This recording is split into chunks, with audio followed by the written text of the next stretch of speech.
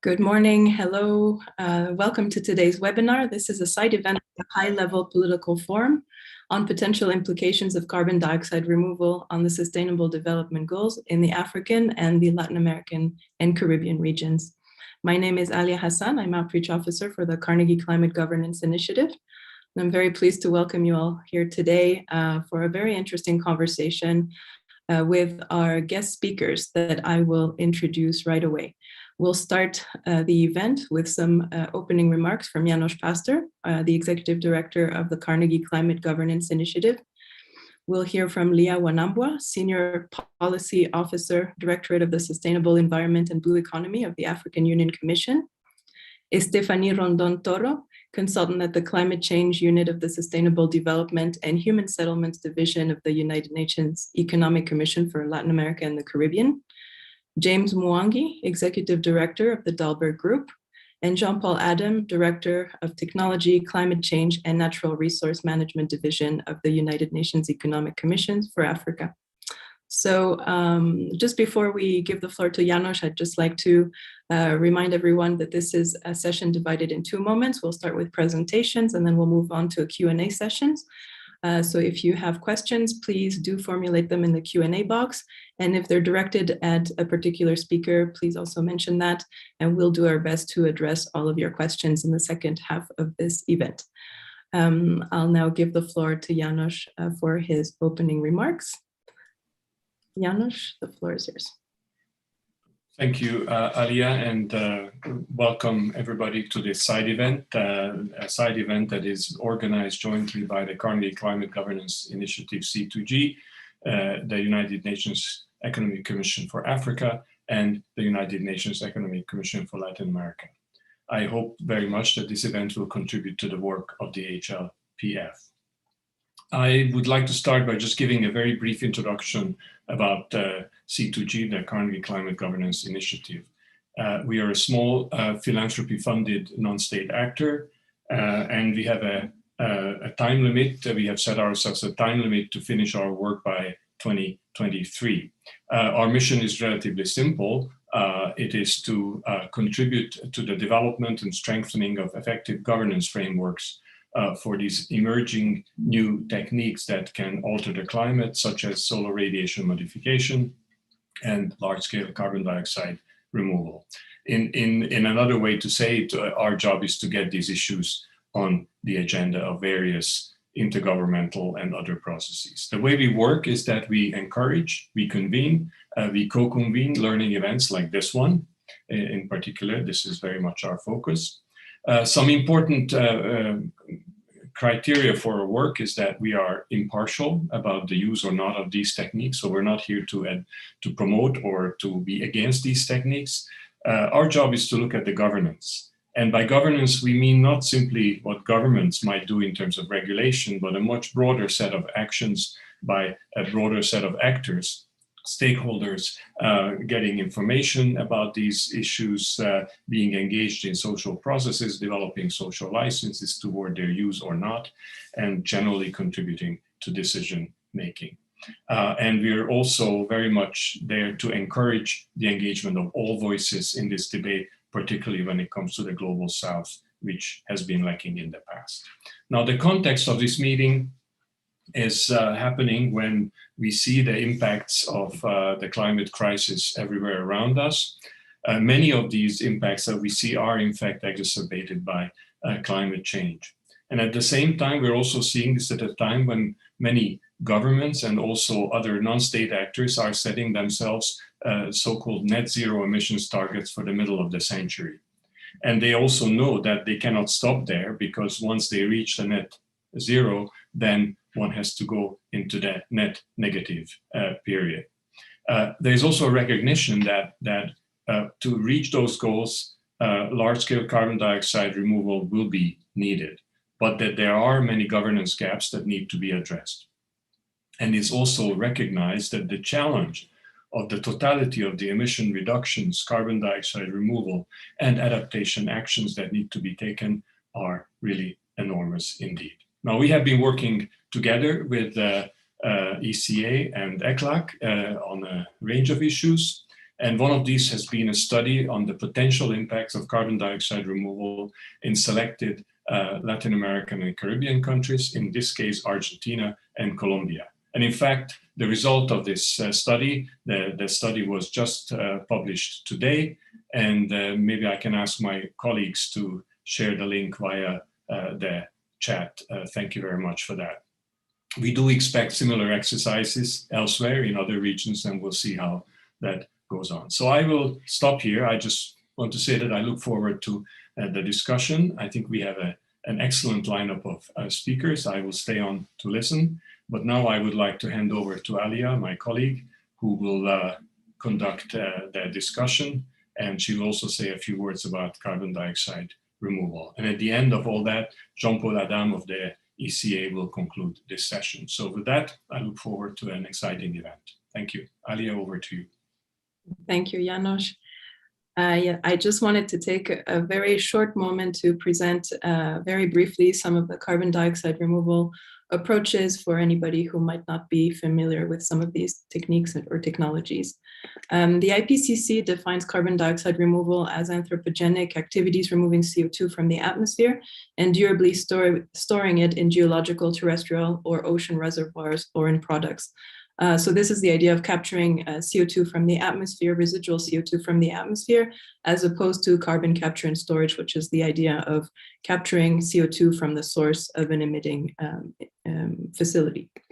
You are probably familiar with the IPCC special report on 1.5, where the IPCC put forth different pathways for us to reach net zero by 2050. And all of these pathways include some form of carbon dioxide removal. There's different kinds of carbon dioxide removal, different, some of them are land-based, some of them are ocean-based, some of them are nature-based, others are technological. So we'll just look at those very briefly, so to give you an idea of what we're referring to. The most common kind of carbon dioxide removal is afforestation and reforestation. Reforestation being the idea of planting trees where the number of trees has decreased. Afforestation being the idea of planting trees in an area where there were no trees before to create new forests. One way to capture CO2 from the atmosphere is using biochar. Biochar is a charcoal-like substance made by burning organic material from biomass. So this is done in a controlled process called pyrolysis, where organic materials, things like wood chips or leaf litter, dead plants, are burned into a container with very little oxygen, releasing minimum amounts of contaminating fumes. And during this process, the organic material is converted into biochar, which can then be used to amend soils, and this helps capture more carbon from the atmosphere. There is a way to capture carbon from the atmosphere that mimics a natural phenomenon, weathering. So weathering in its natural process is where rocks are broken down by rainwater or by extreme temperatures over the course of millions of years and creates important carbon sinks. So there's this idea that we could enhance mineral weathering by speeding up this process and breaking rocks into fine particles and spread them across large spans of ocean or land. And through this process, we would be able to capture more CO2 than would be possible through the natural process of weathering. Ocean iron fertilization is another technique, another possibility where the idea is to dump large amounts of micro or macronutrients, iron, into the ocean areas with low biological productivity. And the idea there is to stimulate the growth of phytoplankton with the assumptions that the new phytoplankton growth would absorb CO2 and then store it as it dies and sinks to the bottom of the ocean. Bioenergy with carbon capture and storage, known as BECCS, is a good example of a hybrid approach to carbon dioxide removal, where bioenergy, it's the process, of extracting bioenergy from biomass and capturing and storing the carbon, which removes it from the atmosphere. So if you look at the diagram here, the idea is to turn crops into biomass in a burning process, and then through this burning process capture CO2, store it in geological formations, and then use the energy extracted from this burning process to produce electricity, heat, synthetic biofuels, biohydrogen, or biomethane. And finally, direct air capture and storage, DAX, is a technology that uses a chemical process to capture and separate CO2 directly from the atmosphere. The idea is to re-inject this CO2 into geological reservoirs or to use it in long-lasting products. So all of these carbon dioxide removal approaches or techniques have something in common.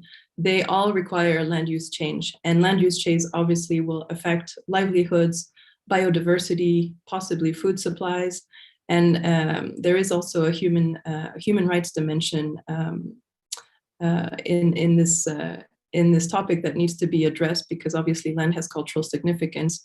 And so we just want to stress that all of these approaches that we just mentioned are not necessarily without consequences. They offer both benefits and risks, and those need to be looked at carefully in the governance process to make sure that we're making sound decisions and decisions that respond to local to the local context. So this is it from my side for now. I'd like to give the floor to Leah, if Leah is with us at the moment. I know that she was wrapping up a meeting, so I don't know if she's able to take the floor right now, and if not, we'll move on to Stephanie Rondon. Stephanie, could we have you and your camera on and start with you, and then we'll move on to Leah in a moment. Yes, thank you. Thank you. The floor is yours. Thank you. Can you show my presentation, please?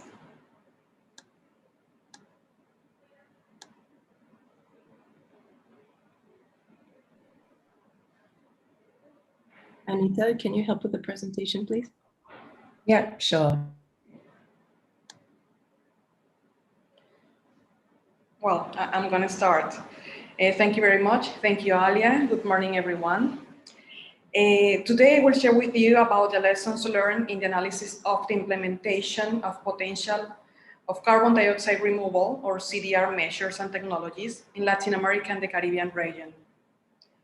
We can go to the second slide, please.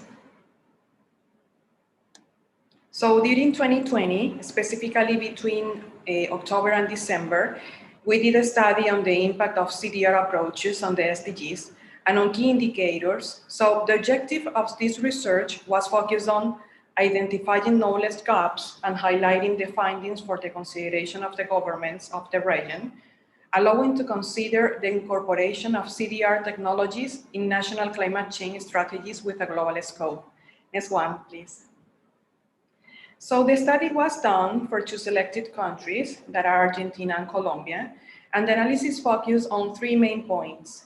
In the first stage, and for the selected countries, a bibliographic search was done on the state-of-the-art of CDR technologies, on government policies, plans and programs, on scientific research, and on large-scale projects in the process of implementation or pilot projects. So to the limited spectrum of the analysis and based on the results of the stage 1 and for the stage 2, the CDR technologies chosen were evaluated applying key indicators as a way to analyze the co-benefits between the deployment of one to another and to see which one could have a greater contribution to the development. So in stage 3, an evaluation was done to see the implications for the achievement of the SDGs. Next one, please. So the results for stage 1 show, in the case of Argentina, that at least the first 2 measures are more developed, being inserted from public policy, government plans, and programs. For example, afforestation and restoration is considered in the national NDC. In the case of BECS, it is more focused on bioenergy, biofuels, the use of bioenergy from renewable sources like solar, wind, biomass, geothermal, etc.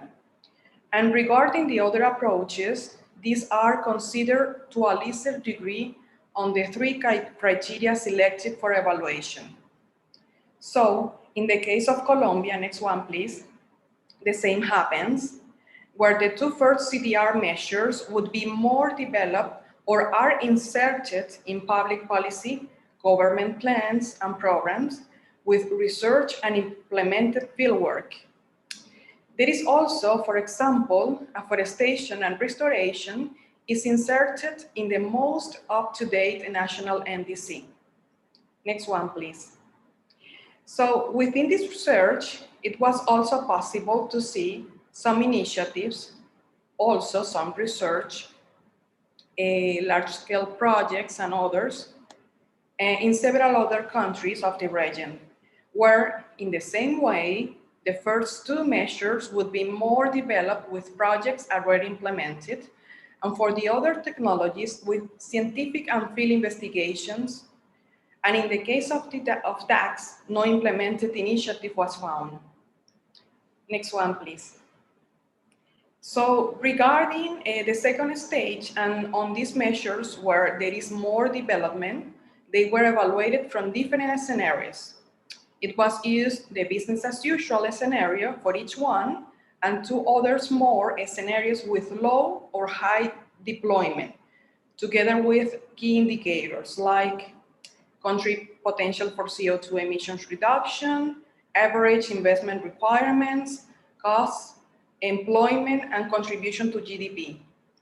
So the result for Argentina show that, next one please, afforestation and restoration, for example, present the lowest cost per ton sequestrated, about $6 per ton of carbon dioxide, and the largest emissions removal for Argentina. Despite its low cost per ton, the afforestation scenarios elaborated estimate investments in $60 to $100 million per year and provide a significant source of direct primary employment. So the result for Colombia, next one please, show that afforestation also presents the largest greenhouse gas emissions reduction potential with an average of over 13 million tons per year in the 2020-2050 period under a strong implementation scenario. So in the same line of afforestation and ecosystem restoration, we added mangroves, or manglares in Spanish, for analysis in Colombia, because this country is one of the worst top 20 countries in terms of mangrove coverage, with nearly 300,000 hectares of mangrove trees in the Pacific and Caribbean coasts. Mangroves are also well known for their high capacity to capture carbon stock per unit of land compared with terrestrial forest, and they also represent a nature-based solution that combines mitigation and adaptation measures. Next one, please. So for stage 3, the effects on SDGs of the 3 types of CDR were measured on their impact as a direct positive, indirect positive, and indirect negative. For example, afforestation could positively affect delivery of more than a half of all SDGs, at least 10 of the 17 SDGs, with positive impacts on, for example, SDG 8, that is decent work and economic growth, SDG 9, industry, innovation, and infrastructure, and SDG 13, climate action. So according to the conclusion of the study, next one please, a proposed phasing was done on how to implement and deploy the CDR measures and technologies in the region. Next one, please. So as a way to put all this work together, actually, we are developing a second study that aims to develop a practical tool to model the different technologies based on key indicators and their impact on the SDGs, allowing decision makers to have standard data or the possibility of using their own data for the implementation of these technologies in the short, medium, and long term. Next one, please. All this work that we did with, together with C2G and Fundación Torcuato Di Tella is part of ECLAC's initiative to study and analyze the sectors that contribute the most to the development, not only from an economic point of view, but also from an environmental and social one. What was done, especially the analysis of the emissions reduction, has been done for different sectors, such as renewable energy, electric public transport, among other sectors, and try to determine their contributions and co-benefits. All this is to document the development potential of a lower economy of sectors that are aligned with the NDCs and try to give guidelines to say that the economy is not wrong if we want to bet on certain sectors, contributing to a new greener development model. So next one, please. This approach of betting of greener sectors is what ECLAC calls the big push for sustainability. Next one, please. There are a few sectors that can contribute to this spoken portrait of being good for the economy, good for the environment, and good for the social simultaneously. Large-scale CDR approaches could align with these virtuous alternatives. So other sectors that respond to this spoken portrait are 8 sectors that are listed here because they are technologically mature, with contributions to employment and with a smaller environmental footprint. As you can see, the CDR approaches could be in sector number 6, bringing co-benefits for this big push in the region. Finally, and to add, as Alia and Anita pointed out, and Janos, this study is already published in C2G website, and we will have it soon in our digital library. Thank you very much for your attention. Thank you, Stephanie. Yes, for those of you who might have joined in a few minutes late, the link is included. The link to this publication that Stephanie was referring to is in the chat box. Let's see, Leah Wanambua, are you with us at the moment? Are you able to present? I think Leah is still in another meeting. So we'll move on to James. James Mwangi, welcome. I'll give you the floor now.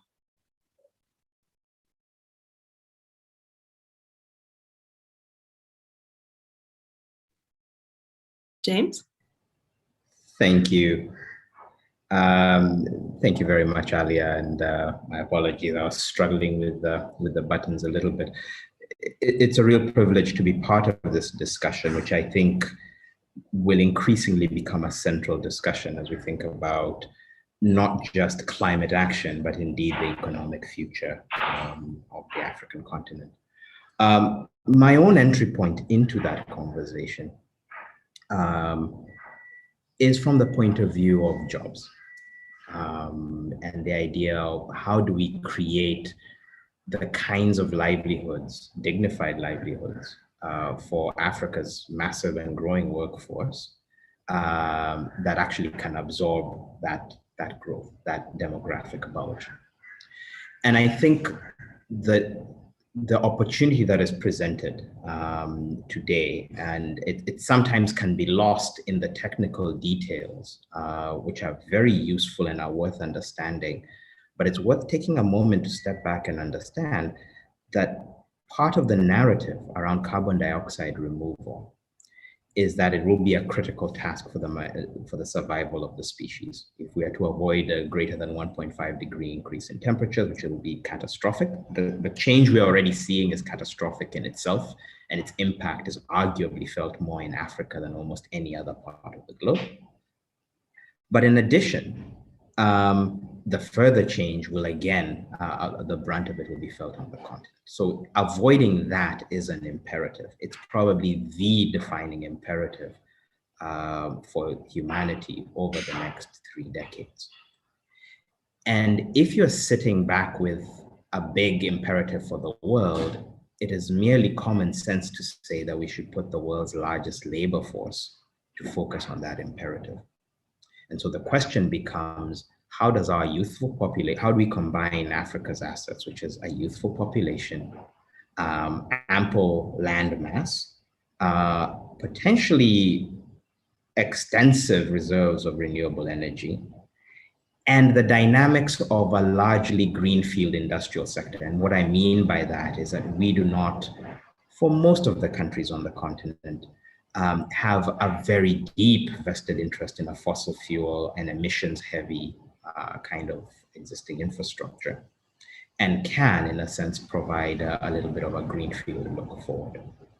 And how do you combine those things to then apply them as a set of comparative and competitive advantages in this new grand activity that we will all be embarked upon, which is averting catastrophic or limiting catastrophic climate change. Now, the colleagues who've spoken already have highlighted both, Alia, in your case, some of the very specific technical levers that exist in terms of both nature-based solutions, as well as some of the technologies that are available, as well as from Estefani's presentation, how peer or near peer regions, particularly Latin America, are thinking about the specifics of how this can be translated into a practical opportunity. And I think that it is important that we in Africa not be left behind in that particular conversation for a couple of reasons. The first of which is, this is one of the, an interesting area of future opportunity in which actually, some of the lags we have on certain technologies and so on may in some ways be an advantage in that it allows us to leapfrog. But also that many of the tools and approaches that will be highlighted and are coming to the fore are ones that will likely be, as new technologies often are, be subject to some degree of rapid kind of learning loops. There's been this concept of a green vortex where, as you embark on understanding what initially is a potentially non-competitive and non-cost-effective technology or approach, you begin to realize efficiencies, and those very quickly begin to constitute an unassailable competitive or comparative advantage. And so if one is looking 10 years out and can say that 10 years from now, carbon dioxide removal will be a major sector of economic or of activity, how that's rewarded is a separate question. Then the question is, what do you do in order to have a chance at being competitive in that space, if one believes that it will be a meaningful space? In our own very early analysis, we've identified a few areas of interest that are potentially worth noting, and I'll mention a few. The first is, of course, the oldest carbon dioxide removal approach is in the planting and protection of biomass. And it is an area in which already a lot happens in Africa. But it's an area where more focused effort could yield real benefit. In a recent analysis that we conducted, we compared, just to begin to understand comparative and competitive advantages, the cost of removing a ton of carbon dioxide via tree planting in Tanzania versus in the rural United States. And that was just taken as an index. And if you look at rural Alabama, the cost was about $32 per ton, driven in part by the cost of the land and a few other drivers, including the rate at which trees grow in temperate zones versus more tropical ones. In Tanzania, that number was $6.50 per ton. Now, in an environment in which that carbon removal is not being fairly rewarded and recognized as a global public good, that difference doesn't mean anything. But in an environment where you can derive economic benefit and attribute economic benefit from carbon dioxide removal through tree planting and tree maintenance, and those prices are, in a world where those prices are increasingly reflecting the actual value of that carbon dioxide removal, then that advantage is a real driver of competitiveness. One step further down in the life cycle of that tree is the question of construction. One of the biggest emitting industries today is cement production.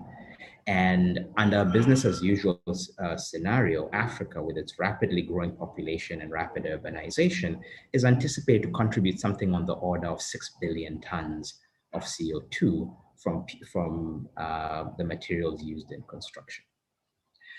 A pivot or an increased embrace of wood and wood products, sustainably harvested and managed, would move that from being 6 billion extra tons to potentially a net negative 6.5 billion tons, in the sense that once timber is being used in construction and in furniture, it's not in the atmosphere, that carbon dioxide is not being emitted. Would move us to a net negative 6.5 tons, and would entail the removal of something on the order of 11 billion tons of carbon dioxide. So we'd still emit, if we just moved to 50% more timber-based construction, we would sequester something on the order of 11 billion tons, while emitting a much lower number on the order of about 4 billion tons. Now, I throw these numbers, these are estimates, and they're interesting, but they begin to highlight the scale of impact that Africa could have in industries that we know and understand, and in which policy choices and approaches can have a major impact. If we look beyond that, I think one of the things that really struck me is in the way that the Global South is looking at things like direct air capture technologies, for example, we may be overlooking an opportunity as well. And that is in the fact that direct air capture, of course, those technologies are not currently being experimented with or necessarily being deployed at scale in Africa, or for that matter, Latin America. However, if you look at the underlying economics of them, our analysis suggested that there are massive savings just from shifting where you do that direct air capture to locations with A, lower land costs, and B, greater access to renewable energy. And there begins to be a potential virtuous cycle between our need to expand the amount of energy that Africa has access to, and the value of having ways to deploy that energy that generate value as a way to make energy generation projects bankable. So with those three examples, I think they make it quite tangible that there are places where Africa could play.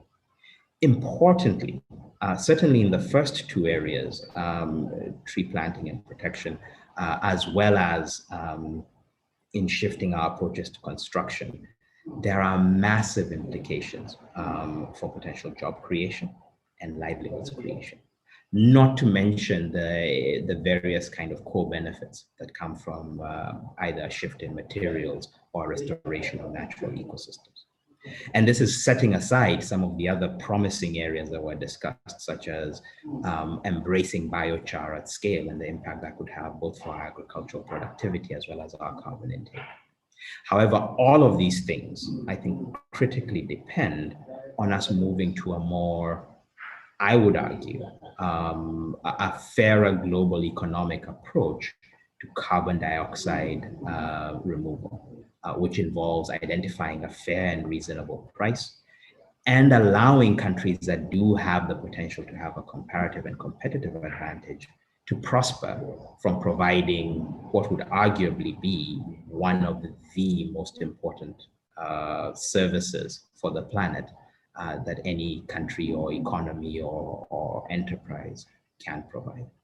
And so you cannot separate the idea of the technical solutions, their fitness for application in the African context, and the economic models that it will incentivize their deployment and make them not a side activity, but really a core area of innovation and investment, and hopefully an area of long-term comparative and competitive advantage for key African economies and for the African workforce. I will pause there. Thank you, James. Very interesting to hear your perspective. Let's see if Leah is with us now. Leah? I know that Leah was in the middle of a session that had to be that was extended longer than expected. She's connected, but I fear that she might not be ready at the moment for her presentation. So maybe what we could do before Leah joins us is to open the floor for the Q&A session, and we can always come back to Leah when she's with us. So I'd like to invite you to formulate your questions in the Q&A box. And I will start with asking both James and Stephanie to turn your cameras on, please. And we have some questions to get the conversation started before our guests formulate their own questions. So here's a question related to the COVID-19 pandemic recovery. We've heard from the high-level political forum on sustainable development discussions on how to achieve this sustainable and resilient recovery from the pandemic. So having heard the presentations in this session, do you recognize any lessons that we might learn from how we respond to COVID-19 to inform the global carbon dioxide removal endeavor?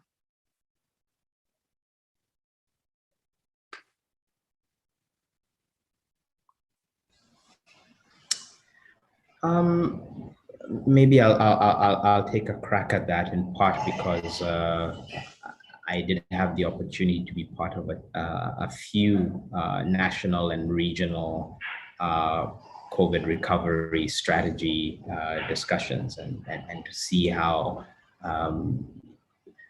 climate smart growth played in those, or could play a role. I think there's a couple of observations. I think the obvious one is we've all just gotten an object lesson over the last year and a half on how rapidly a forced change can happen. That hopefully has given a sense of some of the disruptions that will be, I think, unfortunately routine as the climate crisis continues. So I think hopefully it's given a little bit of an urgency. I think seeing that we only reduced our emissions last year by 8% underlines that it's going to be really hard to get to net zero. And as much as we can try and cut emissions, we have to recognize that that carbon dioxide removal has to be a part of the equation, and potentially a very big part. And one that therefore becomes a potentially very economically valuable part of the overall dialogue. And I think beyond that, we saw that, for a very long time, or for the most part, nature-based, our natural ecosystems in Africa have largely been funded. The preservation and conservation of them has largely been funded by tourism. That's been the rationale for large tracts of our protected lands and marine ecosystems. And I think that the impact of the pandemic on tourism has forced us, and should be forcing us, to look away, to look beyond that and say, over and above that, should we be thinking hard about how we directly monetize? Tourism is an indirect way to monetize our protected ecosystems.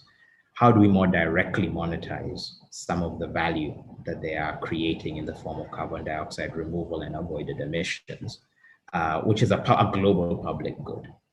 And I think aligning and getting clarity on that discussion might give us the incentives and hopefully the business models that allow us to deploy some of our population, not just on protecting what we have, but actually on expanding that more deliberately, because it's not just through attracting tourists, but it's also through the direct value of carbon removal that we are realizing value.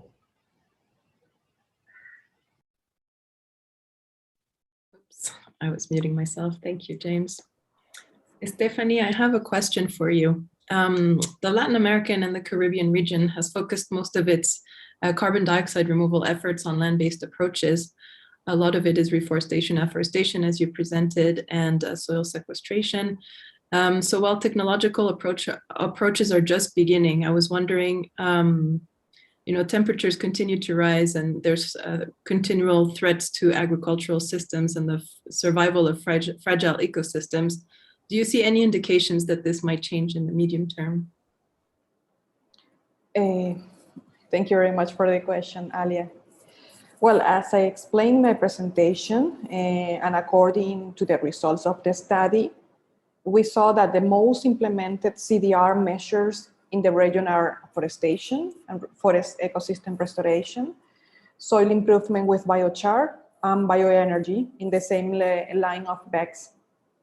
Well, they are always mentioned, as we saw too in the presentation, and in academic research, and many times in national plans and policies, including the NDCs and the long-term strategies in Latin America and the Caribbean countries, and with projects already in implementation.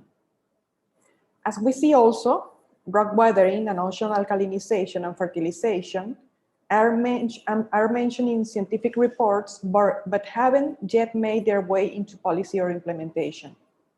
There is also a very little on carbon capture and storage related to bioenergy, and almost nothing yet on direct air carbon capture and storage, or DACs in this case, that shows little or no research or no pilot projects.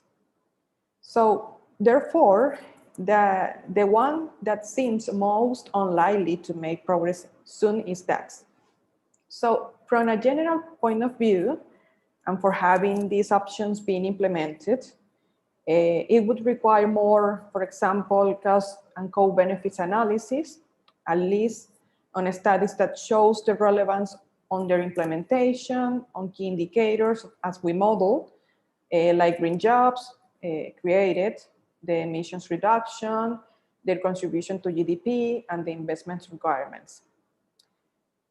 To name other one, our second point is to carry out risk analysis, also based on their impact on the SDGs, do a lot scientific and technical research, for example, from universities and from private companies, or from a collaboration between academia and private companies, and to have or to do pilot projects with low capacities, obviously, but that they can give this view from the field itself and on how it would be its implementation on a large scale.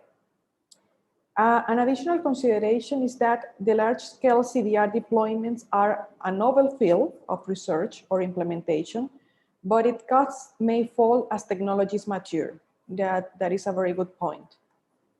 Thank you. Thank you, Stephanie. There's a comment from Silvia Ribeiro that I would like to address. She mentions that in our presentations, maybe we didn't stress enough the need to take into consideration broad social consultations, especially for their social and environmental negative impacts. Sylvia, I mentioned it briefly, but obviously didn't go into much detail, but it's very clear that all the carbon dioxide removal techniques that we've been mentioning have both benefits and risks, and those both need to be taken into consideration, and broad consultation needs to take place. This is part of the governance process that we, especially at C2G, are focusing our efforts on making sure we all address these important issues. So thank you for bringing this up. I would like to move on to another question. This one is for James. James, you discussed the employment opportunity that carbon dioxide removal provides, and we were wondering if you could just say a little bit more about how you envisage the carbon market evolving and how it can support a larger workforce. Thank you, Alia. I think at the end of the day, you need two things in order to generate a pool of livelihoods. One is you need a labor-intensive or at least labor-absorbing activity. And I think in both the presentations that, both your presentation of some of the broad removal options and Stefani's on applied opportunities or which opportunities are promising in the Latin America context. We saw a number of those areas.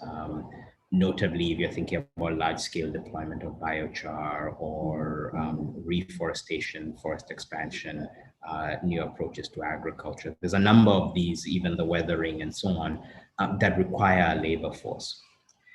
But a labor-intensive activity is one part of it. The second part of it is can you get to a fair economic reward? Is there a return to it that merits deploying a labor force? And I think until to date, rather, the global market, if you will, for carbon dioxide removal has been hampered by a very low recognized price for what we recognize as a very valuable service.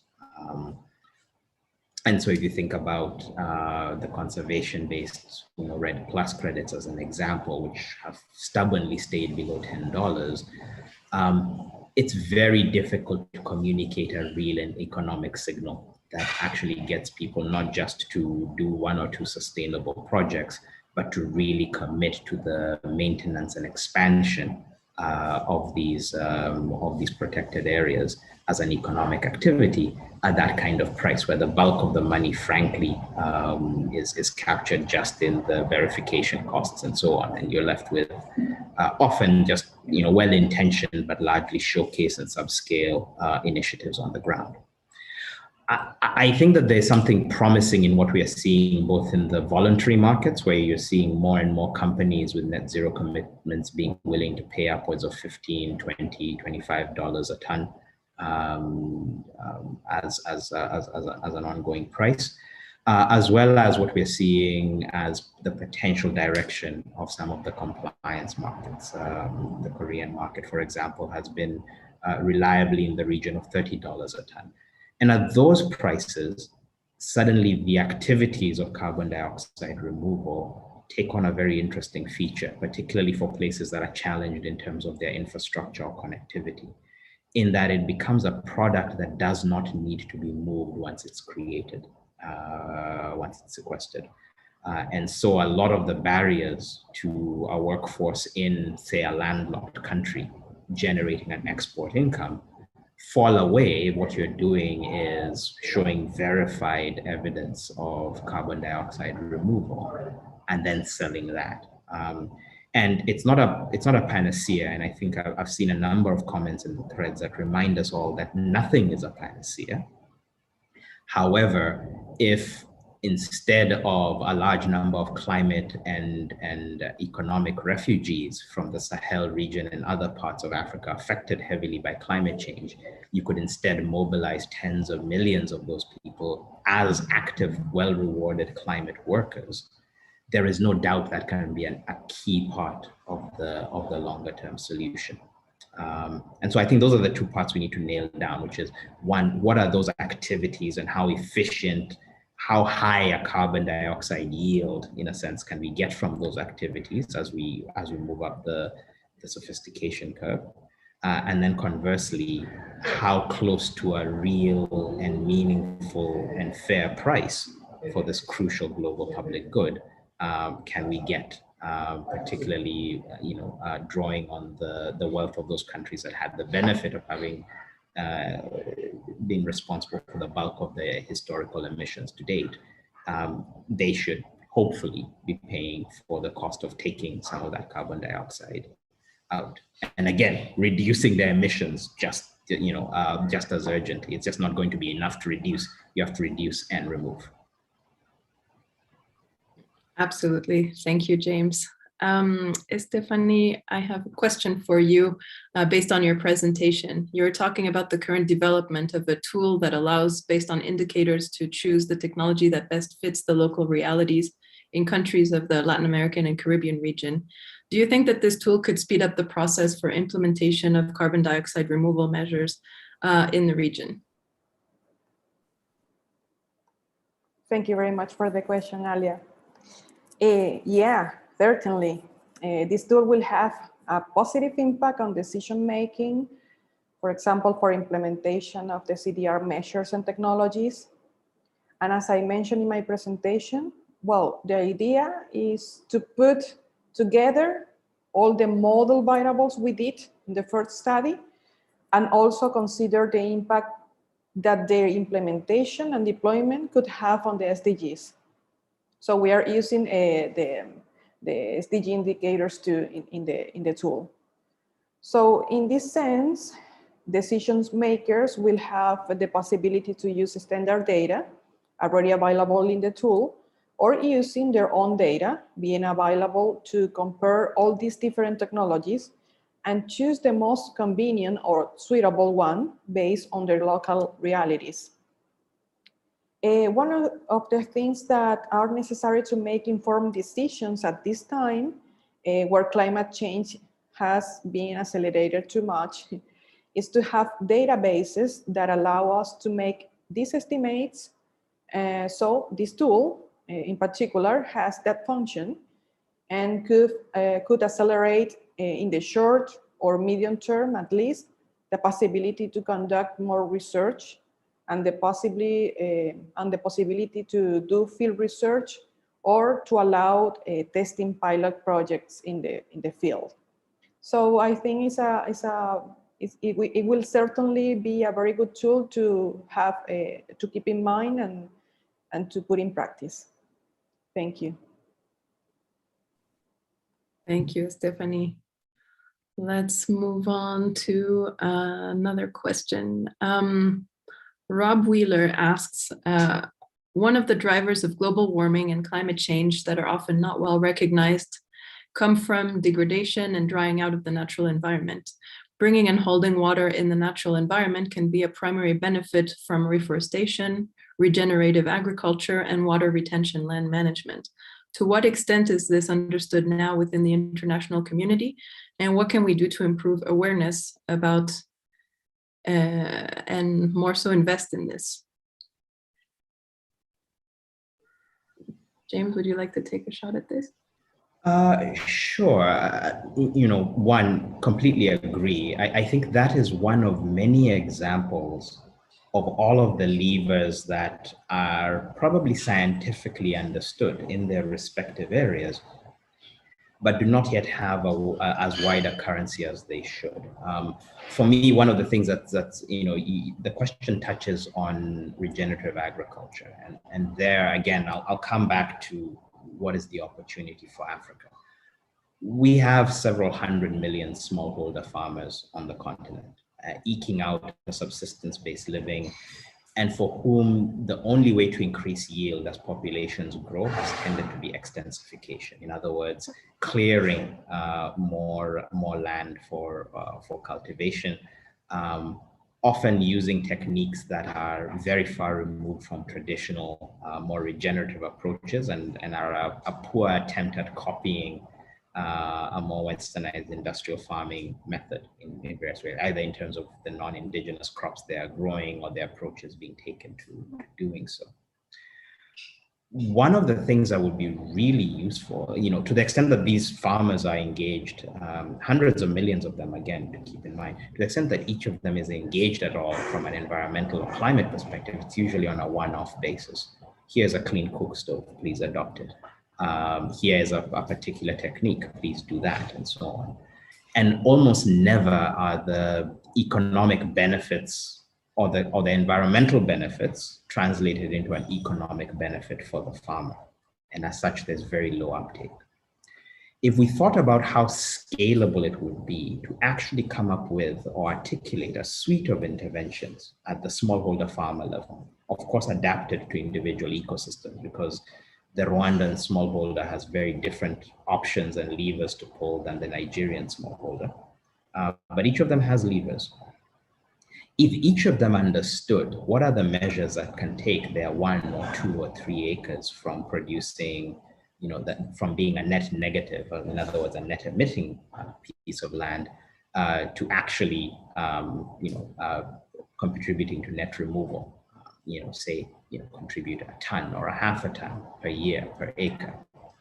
And if you then scale that up and said, here is the package, and any farm that's really adopting this package can then realize some flow of income, suddenly you've turned each of these pieces around soil moisture and so on, around preventing further clearing, intensification rather than extensification of agriculture, tree intercropping, the use of biochar, the shift of cooking fuel. You shift each of these from being an individual subscale intervention to being a lifestyle shift that actually can generate a real and measurable both climate impact, as well as in terms of actual measurable and significant tonnage removed, as well as an income impact. And I think those types of measures to kind of enable a system of continuous improvement around carbon removal, carbon dioxide removal, are the kinds of investments we need to be making at this stage of the game. It'll take a while, but we need to be thinking about what are those compounding loops of continuous improvement that we want to start now, not just at the high end in terms of direct air capture and storage, direct air carbon capture and storage, and those technologies and so on, which do need to be understood, and we do need to see whether they can be well applied in certain ecologies or ecosystems. But on the low end, in terms of what's the package that moves an individual farmer from being a net negative 1 ton a year to a net positive 1 ton a year, and if you're talking about 400 million households, that's 400 million tons right there. And again, depending on your price, that becomes an interesting potential revenue stream. If we can actually get the market systems and incentives to work towards this goal rather than working against it as they currently do. Thanks, James. A follow-up question, Ron Wheeler notes that producing biochar and making use of it could provide tens of hundreds of millions of beneficial jobs. So he asks, how can we get governments to embrace such approaches?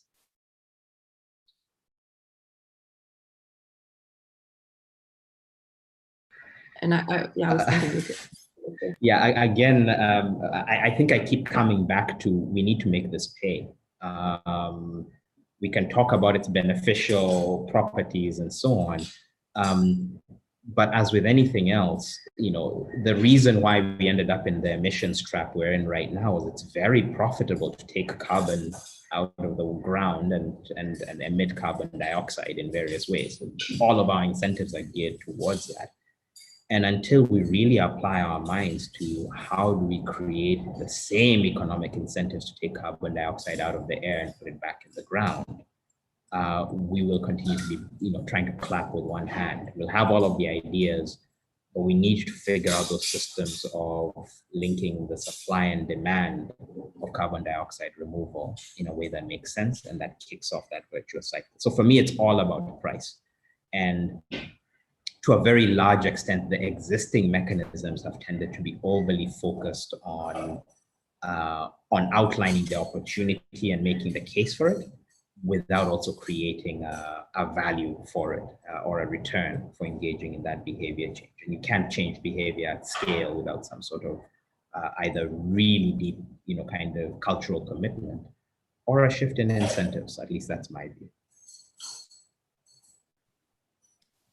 Thank you, James.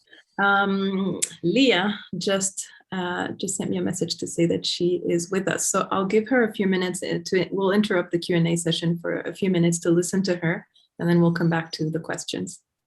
Leah, can you turn your camera and your microphone on?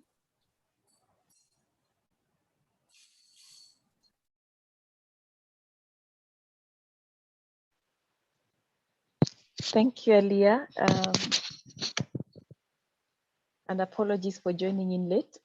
It's difficult to predict the ends of some of our meetings due to the nature of the discussions that take place over there. No problem. Just to let you know, Leah, that we can't see you in case you're able to turn your camera on. Okay, I'll try that shortly. So from the AU perspective, we work under the overall agenda, the overall umbrella of the Agenda 2063, the Africa we want. And under this, we have a particular goal which is linked to climate change and biodiversity. And that is the goal on environmental sustainable climate and resilient economies and communities, which aims to put in place measures to sustainably manage the continent's rich biodiversity, forests, land, and waters, using mainly adaptive measures to address climate change risks. Under the carbon dioxide removal approaches, of course, this would work to support the implementation of the Paris Agreement. the current commitments under the Paris Agreement on climate change, we are told, are insufficient to keep the global warming below the 2 degrees, and much more greater ambition is necessary. So, of course, some of the efforts on the CDR would work towards achieving the goals which have been set under the Paris Agreement. Again, we know that the Paris Agreement is really at the center of sustainability, and implementation of the Paris Agreement would bring in positive outcomes on not just human health, for example, through reduced emissions, and the SDGs, or the SDGs, for example, the SDG 15, which is on protecting, restoring, and promoting the sustainable use of terrestrial ecosystems. Of course, this would be achieved through the interventions such as those on nature-based solutions, which work on mainly tapping the potential of the forests and, of course, the oceans to absorb the carbon dioxide. We also have the economic development that comes from this, addressing, again, other SDGs, such as also poverty and hunger. For the socioeconomic development, activities such as tree planting, which has been repeatedly mentioned by the previous speakers, they come with creation of jobs, as most green investment activities do.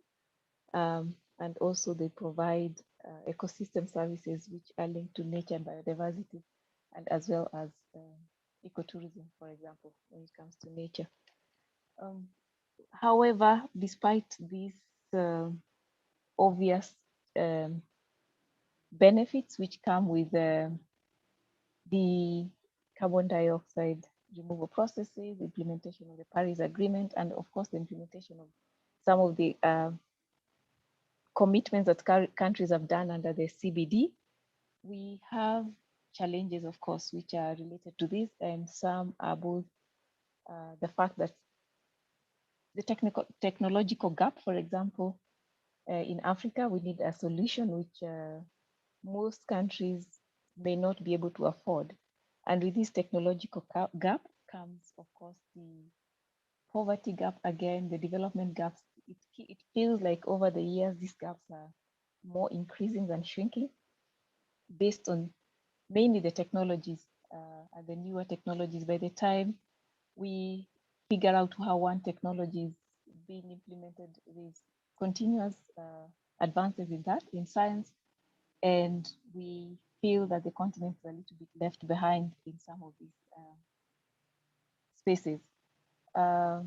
Of course, some of the processes like the enforcement of this or implementation of the CDR processes, we don't know how, if it's just one other process where African countries will again struggle to benefit or even get any financial support or benefits from it.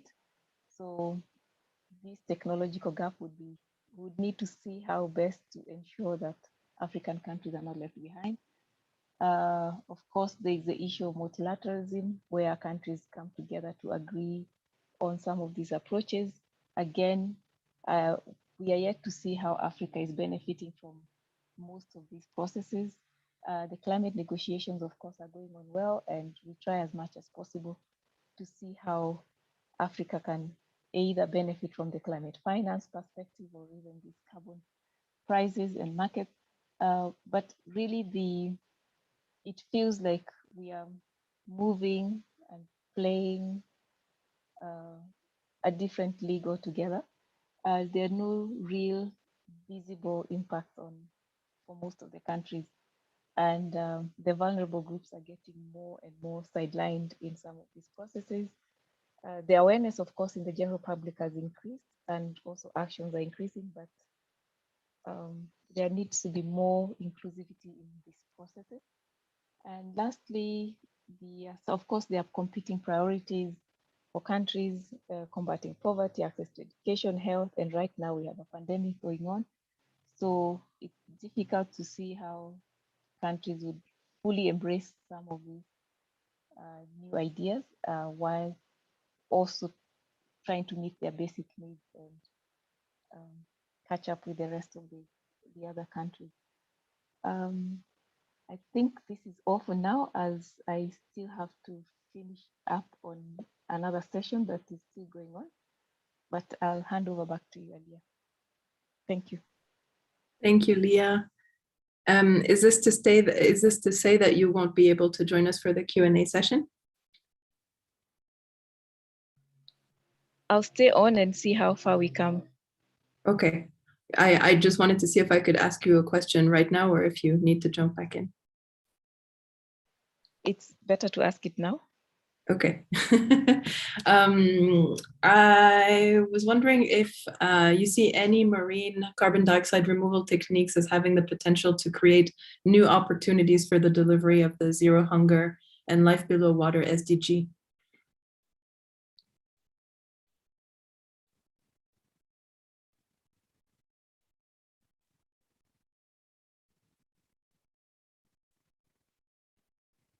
Leah, your microphone is muted. If you're answering, I can't hear you.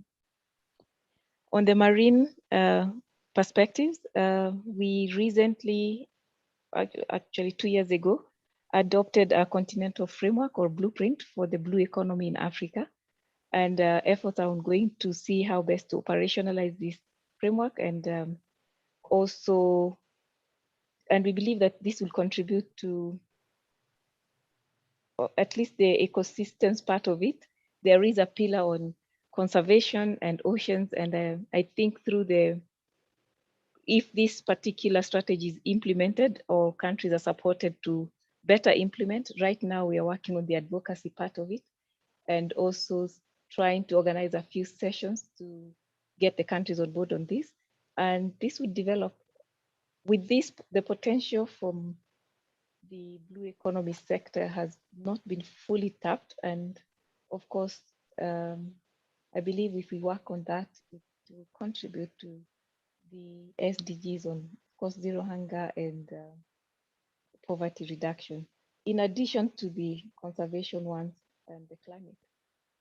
The strategy has 5 pillars, and I believe they cover quite a wide range of activities which are economic, social, economically, and environmentally linked. Yeah, thank you. Thank you, Leah. Before we lose you, I'd just like to ask you a question related to the CBD position on carbon dioxide removal, which includes recognition for the need for transdisciplinary research. Do you have any thoughts on this? Research is part of what I was trying to highlight earlier on the technological gap. Of course, most of the research, we do have a few universities in Africa doing research, but most of the science seems to be coming from outside, and it would be good if more emphasis is put in by countries to create more research coming from the continent to work on some of these topics. The CBD perspectives, of course, the document I think was just released 2 days ago or even yesterday. And we are working to contribute to that document, and we'll see how we can best get what is best for the continent on that front. Thank you. But the African group of negotiators, of course, is fully engaged in this process, and we have full confidence in whatever they propose moving forward. Thank you. Thank you, Leah. Stephanie and James, can I invite you to turn your cameras back on? There's a question here that I think equally Leah or James could answer. Rosario Galvan asked the following question, and I think it's more directed to James actually. How would you apply a return of investment approach to the combined positive effect of interventions addressing development, humanitarian, and peace and security triple nexus in the Sahel? You mentioned recruiting refugees as climate workers. How, for instance, that opportunity might be extended in a holistic way for host countries to demilitarize violent units, or to convert the loss caused by locust swarms in one single day. Reference to food for 35,000 people, and increasing climate-related natural disaster into saving for people on the ground, for humanitarian agencies, etc. Yeah, thank you. It's an interesting and complicated question. I think one insight for me as I've increasingly embraced a systems thinking approach to some of these issues is that in general, we who, and I'll say we presumptuously about everyone on this call who tend to focus on international development or social upliftment in various ways in our work, do tend to generate complex responses to complex problems. In other words, here are all of the challenges facing the countries of the Sahel, and we will need an intervention that actively recognizes and prices every aspect of that in order to resolve it. We'll need to think about the conflict aspect, we need to think about the gender aspect, the migration aspect. And I think my provocation in response to the question is, can we instead focus on simple solutions that have complex effects, or simple interventions that have complex effects? And my argument being that a good chunk of what we observe as a challenge in an environment like the Sahel countries, but also in many other parts of Africa and indeed the world, is that you're seeing many symptoms of an underlying challenge. A rising population with bounded resources and limited access to opportunities to better their lives. And that generates ideological challenges, it generates law and order challenges, it generates a whole set of negative feedback loops. And rather than trying to address everything, we may want to say, how do we get at some of the root causes in a sustainable way? And this is where I think climate action offers an opportunity, and carbon dioxide removal in particular, as I said before, is if we can, in a single-minded way, focus on increasing the economic rewards for engaging in either climate smart agriculture or ecosystem restoration. And that's really about saying, can we measure, attribute, and then pay for to the people providing that service the fair value of their labor. That creates an opportunity that is not necessarily, is widely available. It's an alternative use of time and energy. It is a way to restore faith in communities and so on. Now, I personally believe that those countries that are most worried about one emanation of this, which is the migration crisis, however you want to think about it, I think of it as people logically seeking better opportunities for themselves and their families. Anyone worried about that should really be looking at how can they invest capital in getting some of these solutions deployed at scale. And this is not a gift, it's not a grant, it's not aid, it's real investment that hopefully generates economic returns in employing people to do critical work for the world where they live today in a way that improves their conditions there. But I wouldn't try and tie those things much more than that. I would say there's a simple investment case for investing in the restoration or in initiatives like the Great Green Wall. There's a very simple global ecological case for doing it. And there's a geopolitical case as well, in the sense that it creates an economic activity and economic rewards, and hopefully kicks off a virtuous cycle of ecosystem restoration that over time will address a whole range of other issues. It will have lots of co-benefits. There may be other measures like that that are simple in execution but have lots of co-benefits, but those are two that I can see. And I would try and focus on a relatively short list rather than what tends to happen, which is very complicated and kind of interrelated interventions that then fall apart on the basis of how hard it is to get everything to arrive at the same time. Thank you, James. These are fascinating questions, and there's so much that we could be discussing on this topic. We're reaching 15 minutes before the end of our event, and I want to be sure that we give Jean-Paul Adam time for his closing remarks. So I'll direct one last question to Stephanie before we move on. Stephanie, some approaches to carbon dioxide removal will require innovation in terms of infrastructure. DAX, for example, has very high energy requirements. Do such approaches to carbon dioxide removal create opportunities in Latin America and the Caribbean to move forward with securing the industry, innovation, and infrastructure SDG, and how might governance enhance any opportunity? Thank you very much, Alia, for the question. Well, as we see in the presentation, some CDR approaches covered in the study, like DAX, enhanced weathering, ocean alkalinization, and ocean fertilization, were not examined in terms of deep dive analysis or impact analysis due to the lack of information for accurate modeling. So in the near term, large-scale demonstration of such CDR technologies will require targeted government and financial support.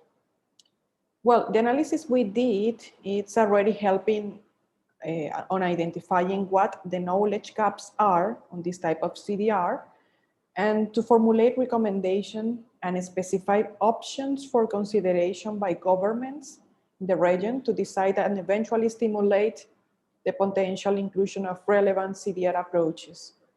So in national climate change strategies that can contribute to the achievement of the SDGs, the national determine the contributions, the NDCs, and green recovery plans when applicable.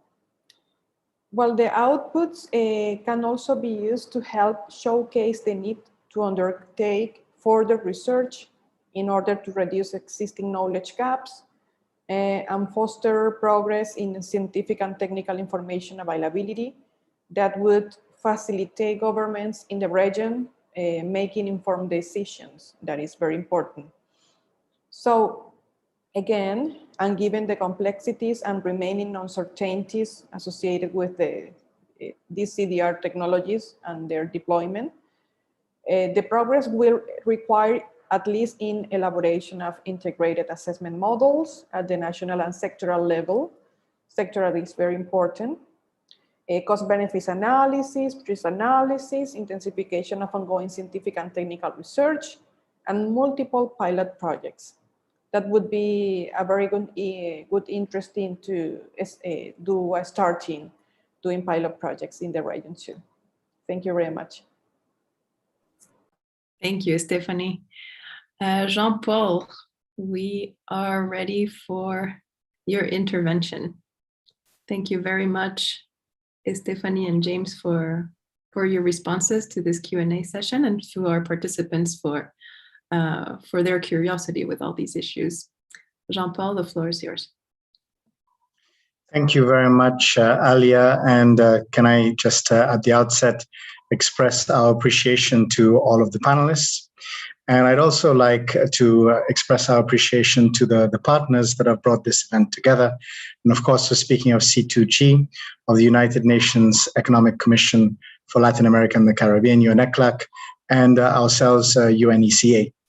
And the goal of this event has been to stimulate the discussion, the reflection around pathways that countries in the developing world, and in particular, the context of ECA, we're looking at Africa, how we can look at carbon dioxide removal strategies as part of, firstly, the route towards a green recovery in terms of ensuring that African economies and the economies of developing countries in the Latin American and Caribbean region are fit for purpose in a new economic environment which has been dramatically affected by a pandemic.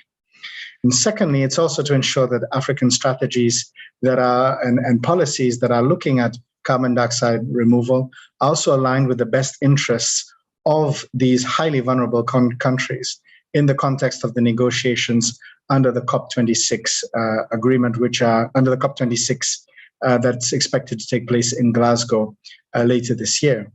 And it's certainly in the context of Africa, one of the biggest issues is the relative lack of awareness of carbon dioxide removal options and how they feature in these global negotiations and how they feature more broadly in terms of the organization of economies. And this is one of the gaps that we really hope to fill.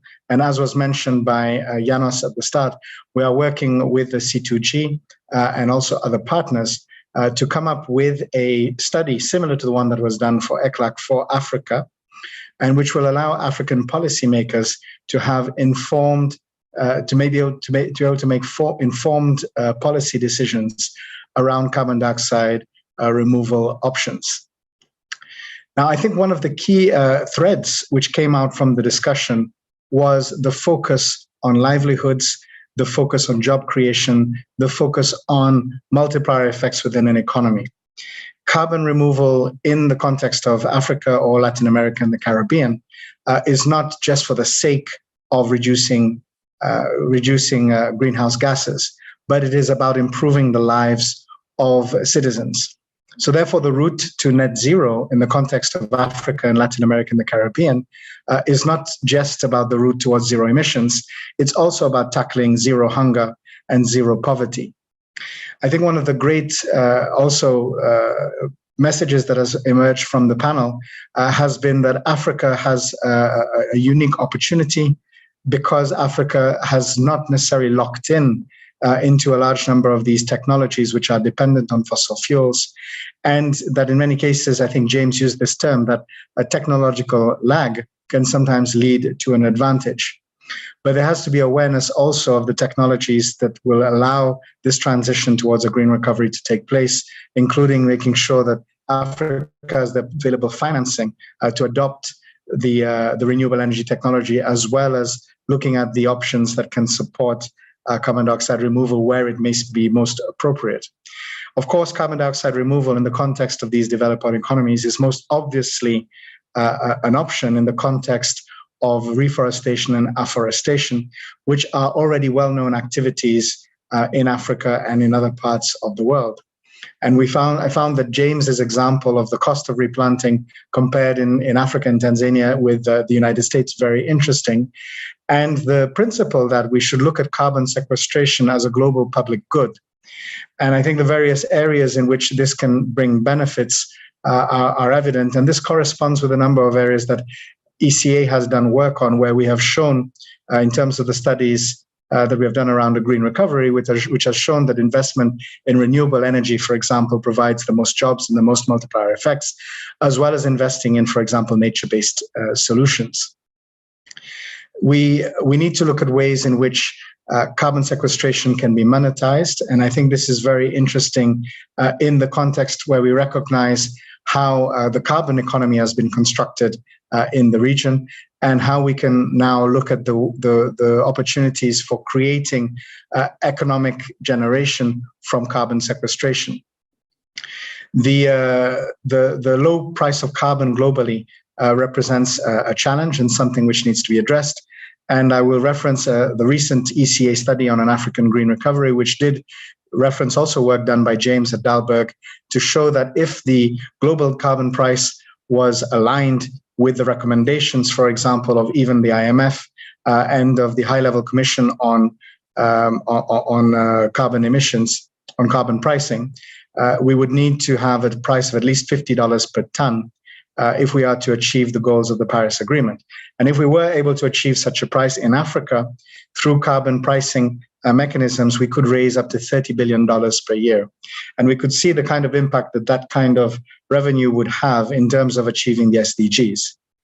I think the work that ECLAC has done around linking carbon dioxide removal technologies with SDG indicators is going to be extremely important in terms of decisions that policymakers will be making. And this will be extremely important as well as we look at doing similar activities in Africa.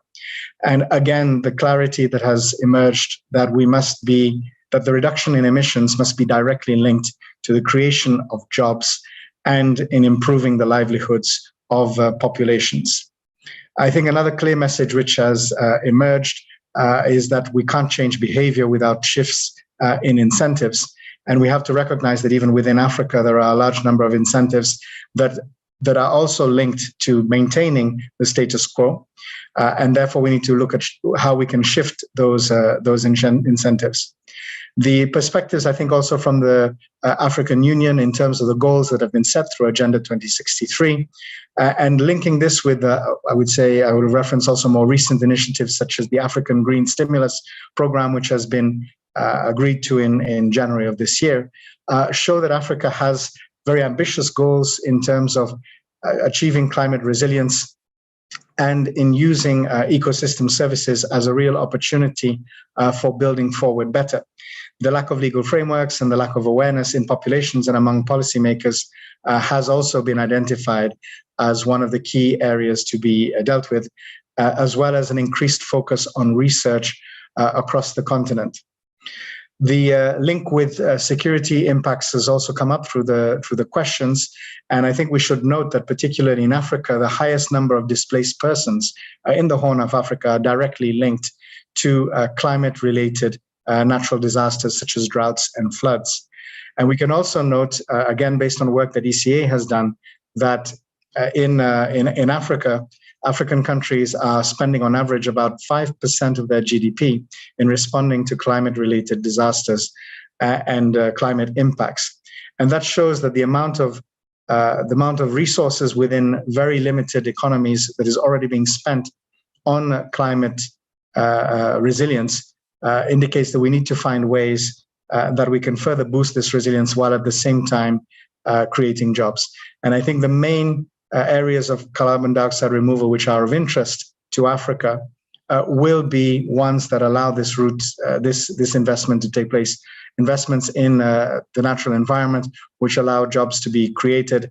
And particularly, this is going to be important in the current context where we're trying to recover from a pandemic. But we have to arm all African negotiators to be prepared for the discussions at COP26, looking at all of these carbon dioxide removal options as part of a wider negotiation and as part of a wider goal of achieving a sustainable planet. And that means globally of achieving net zero. And certainly through carbon dioxide removal options, we can hope to make that move towards net zero. And we could argue that Africa is already net positive, and looking at making sure that this is one of the most economically viable paths that Africa and other developing countries can follow.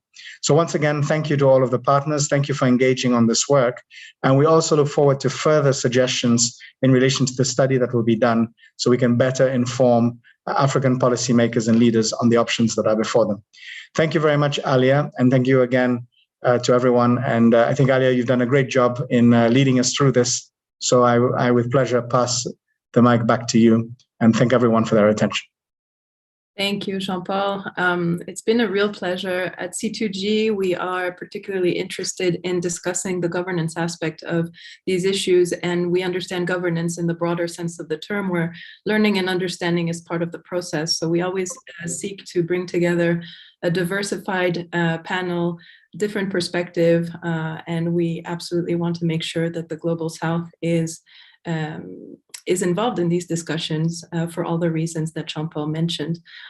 So we are wrapping up this event. I just wanted to share my screen for a second. We launched this morning, as János mentioned, and as was mentioned several times during the event, this publication that we have worked with ECLAC on the subject that we covered today. There will be more to come with the work we will be undertaking with the African region, but we invite you to visit our webpage. We have a lot of information on the topic of carbon dioxide removal, but also on solar radiation modification on our website, written material, videos, lots of events that we've done. Most of them are translated into French and Spanish as well, and Mandarin. So please do visit our website if you are interested in finding out more on this topic. And this wraps up the event for today. Thank you all very much. Thank you to our panelists and to the audience. And we look forward to seeing you soon in another event. Have a nice day, everyone. Bye-bye.